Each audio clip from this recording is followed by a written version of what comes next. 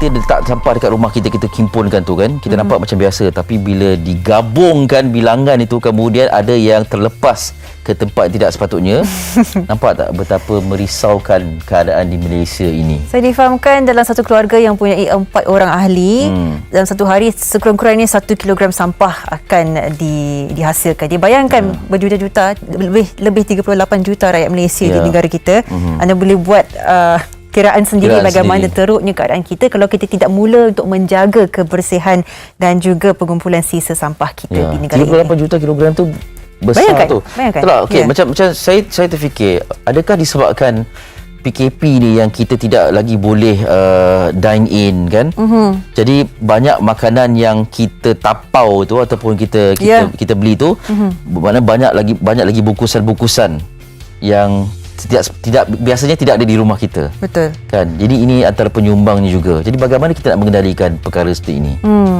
Kita akan membincang tentang perkara ini bersama dengan tetamu kita menerusi panggilan video Encik Muhammad Zahir Syari, Pengarah SW Corp Wilayah Persekutuan, dan juga Encik Nazar Abdul Rauf, Ketua Pegawai Operasi Alam Flora Environmental Solutions AFES. Assalamualaikum, selamat pagi.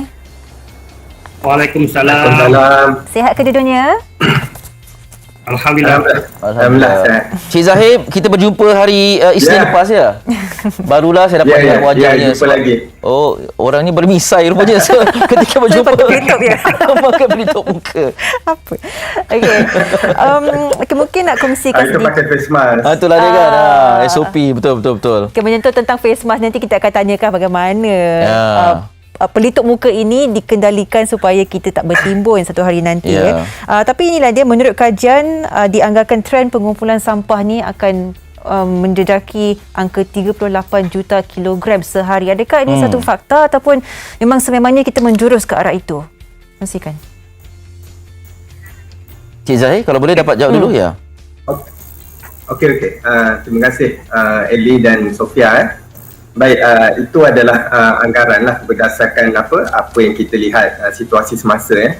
Kalau kita tengok trend penghasilan sisa yang dikeluarkan oleh rakyat Malaysia khususnya dari saban tahun kita melihat, tapi dia secara langsungnya sebenarnya berkait dengan populasi penduduk di negara kita.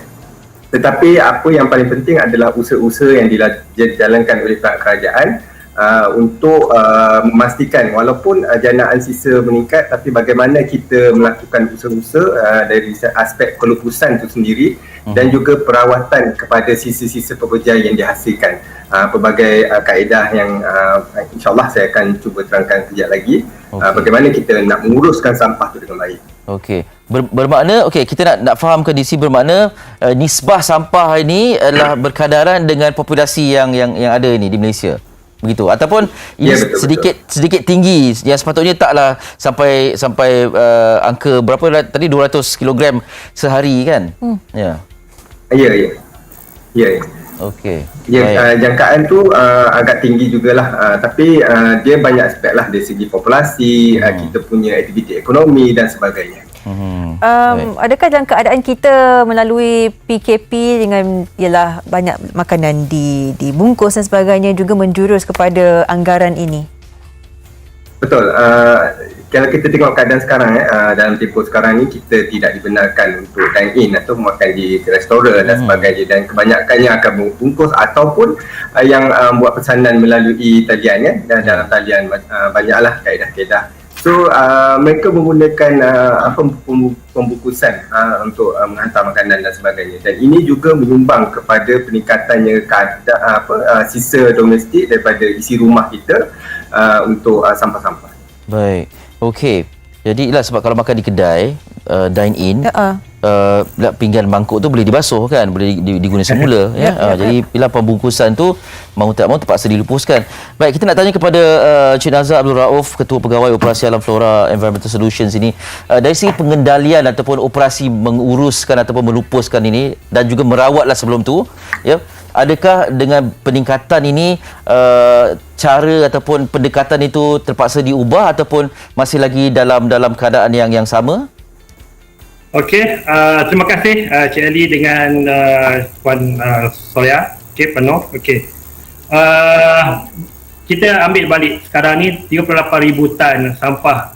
Ini data 2017-2018 dahulu. Kita percaya sebelum tu saya kenalkan dululah Cik Zahid dah agak glamour selalu masuk. Okey. Saya merupakan AFS merupakan anak syarikat Alam Flora yang menguruskan syarikat konsesi mengutip sampah di kawasan tengah dan kawasan timur. Kita juga merupakan ahli keluarga Malakoff dan kita punya objektif adalah pengurusan tenaga dan sisa secara lestari. Itu kita punya objektif lah. Okey, berbalik pada soalan tadi, 38,000 tan satu hari. Kalau kita tengok di Europe, di negara-negara Eropah dan negara maju, 30% hanya 20 hingga 30% pergi ke tapak pelupusan. Kita terbalik, Cik Ali. Wow.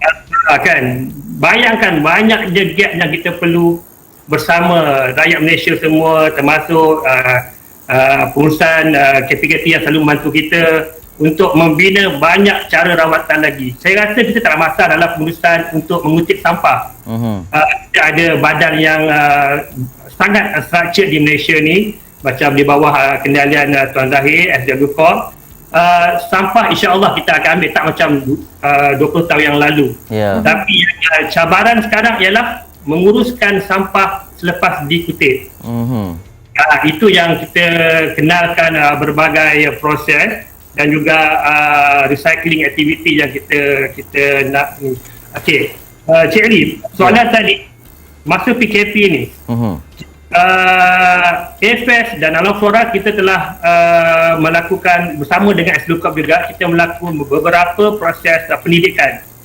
Di Putrajaya contohnya, kita menubuhkan pusat kita semula yang besar yang menguruskan setiap bulan 500 tan sampah. Bayangkan, dahulunya sampah ini semua pergi ke tapak pelupusan tanpa ada rawatan. Saringan, ya?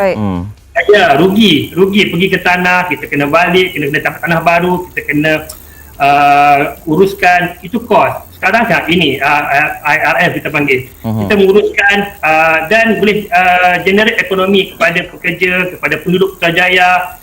Sangat menarik apa topik ini, Cik Ali. Kita dapati data untuk Putrajaya sejak kita buka kompleks ini last year, Julai, dah hampir setahun dah. Janaan sampah kita naik 80% sampah yang kita berjaya recover balik.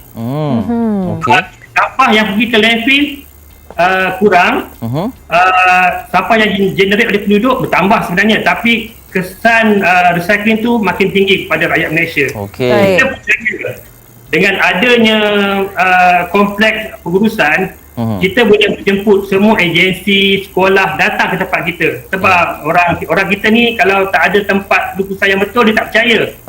Betul. So kita bawa mereka datang ke tempat kita di Putrajaya. Setakat hari ini lebih kurang 2,700 orang datang ke tempat kita. Kita dapati lebih kurang 70 hingga 80 orang sehari lah average sejak kita buka tahun lepas. Dan kita dapati Putrajaya berjaya menambah tahap recycling tu kepada 80%. Maknanya bukan tahap kesedaran, sangat menarik. Bukan tahap kesedaran saja yang meningkat, tapi tahap melaksanakan apa yang zahir daripada kesedaran tu. Tapi memang itulah yang ingin dicapai kan, kesedaran itu nombor satu. Tapi apa yang menjadi persoalan dalam zaman ini, zaman pandemik ini pasti ramai yang mungkin mereka kalau tahu mereka akan lakukan, tapi mungkin ramai tidak cakna ya. Kita menyentuh berkenaan mungkin pelupusan bagi pelitup muka dan juga mungkin contohnya kit saringan ujian COVID-19 dan sebagainya. Perkara-perkara seperti ini yang mungkin orang kata sudah mendapat satu infeksi dan sebagainya. Bagaimana proses untuk mengendalikan perkara-perkara seperti ini? Okey, pada mula kita dilanda COVID, pada mulanya kita agak skeptikal. Kita takut ini ada kesan COVID. Secara pengurusannya pun kita pun tidak clear pada awalnya. Tapi kita lihat para pemimpin negara kita, KKM, MKN mengeluarkan berbagai garis panduan. Sekarang kita dapat lihat itu tidak jadi masalah. kita dapat menguruskan semua face mask dan PPE yang ada ni dengan baik, dan kesedaran juga menyebabkan semua rakyat sekarang telah mengasingkan face mask dalam bekas yang untuk sampah kering. Jadi memudahkan kita untuk menguruskannya. Baik. Alhamdulillah keadaannya pun tak macam dahulu. Macam-macam cara orang pakai face mask sekarang, ada yang guna semula. Alhamdulillah kita nampak sangat teratur sekarang. Terima kasih juga Tuan Zahir dengan tim sentiasa bagi nasihat kat kita macam mana untuk membuat cara pengurusan yang betul hari-hari sekarang. Ya. Cik Zahir, barangkali ada perkongsian juga tentang perkara ni. Sebab ini item yang semakin popular kita lihat di melata-lata tempat kan. Okey, ya ni memang betul lah. Semua orang wajib lah memakai face mask. Macam Cik Nazar cakap tadilah, banyak pilihan sekarang ni dari segi yang pakai buang ataupun yang boleh diguna semula, dan memang kita galakkanlah yang boleh diguna semula, tapi pastikan keselamatannya dibersihkan dan sebagainya. Baik, kalau ikutkan data kita berdasarkan kajian komposisi kita pada tahun 2020, untuk face mask saja, tapi walaupun bilangan tu nampaknya kecil, iaitu lebih kurang 0.45% sahaja daripada komposisi sampah yang dihantar ke tapak keputusan untuk face mask sahaja. Tapi sebenarnya figure tu agak besar jugalah, kerana dia punya berat dia, saiz dia yang kecil. Tetapi yang paling penting sekali adalah bagaimana kita nak mengendalikan ataupun sama ada melupuskannya. Kita tahu bahawa face mask ni memang adalah sisa yang tidak boleh dikita semula kerana dia dikategorikan sebagai yang tercemar, tetapi bukanlah yang di dalam sisa klinikal tu yang di pihak hospital dan petugas hospital dan sebagainya dikendalikan oleh kontraktor yang bertanggungjawab lah. Tapi untuk sisa face mask ni kita tahu bahawa ia tercemar, tetapi bagaimana kita nak mengendalikannya dari segi pembuangannya, pelupusannya dan sebagainya. Di pihak Azamul Corp kita telah sejak tahun lepas lagi apabila bermulanya Perintah Kawalan Pergerakannya, kita melakukan pelbagai usaha, terutamanya dalam aspek penggunaan face mask ni. Kita telah menerangkan, menghebahkan bagaimana langkah-langkah untuk melupuskan pelitup muka ini dengan betul dan dibuang di dalam tong sampah, supaya yang pertamanya tidak dibiarkan sahaja bersepah di jalanan, dan yang paling penting adalah keselamatan kepada pekerja-pekerja, khususnya kalau di Kuala Lumpur dan Putrajaya ni, di Alam Pora, yang mengutip sampah tu. Mereka perlu membuangnya dengan melipat dan membuangnya di dalam tong sampah dan diletakkan dalam plastik di dalam tong hijau yang disediakan. Ya. Sebab pelitup muka inilah item paling berisiko merangkap segala virus dan juga bakteria yang ada, dan jadi kalau sesiapa saya kutip, mereka itu mengundang risiko kepada mereka juga. Kan. Okey, akhir sekali barangkali Encik Nazar boleh kongsikan sebabnya di Putrajaya ni ada pusat kita semula seperti yang dikongsikan tadi IRF. Jadi kesedaran dalam kalangan penduduk Putrajaya itu tinggi kerana dah nampak dengan mata kepala sendiri kan. Bagaimana untuk di tempat-tempat lain, mungkin di kawasan pedalaman ataupun di kawasan perkampungan, untuk adanya kesedaran ini dan juga melaksanakan pengasingan sampah ini? Okey, tadi kita dapat lihat 38,000 tan. Di Putrajaya hanya lebih kurang 100 hingga 150 tan setiap hari sampah. Banyak ruang untuk kita bersama dengan kerajaan, dengan rakyat untuk membuat fasiliti besar seperti ini. Di Kuala Lumpur, seumpamanya kita ada kita punya janaan sampah lebih kurang 2,500 hingga 2,700 tan setiap hari. Okey, kita ada perancangan dengan KPKT dan Zukop untuk dengan DBKL juga untuk membina kompleks yang lebih besar lagi.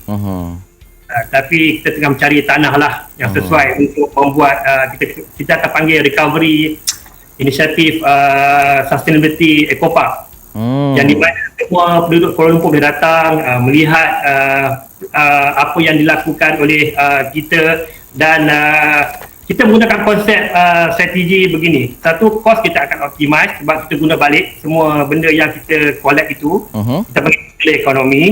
Yang kedua, kita boleh kita call waste sharing.